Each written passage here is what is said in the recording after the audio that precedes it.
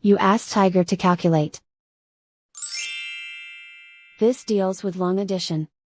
The final result is 180,864. Let's solve it step by step.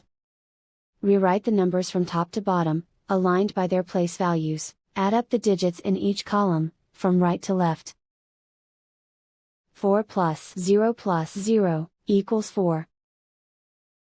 0 plus 6 equals 6. 3 plus 7 plus 8 equals 18. Carry 1 to the thousands place. 1 plus 2 plus 5 plus 2 equals 10. Carry 1 to the 10,000s place. 1 plus 7 equals 8. Write 1 in the 100,000s place.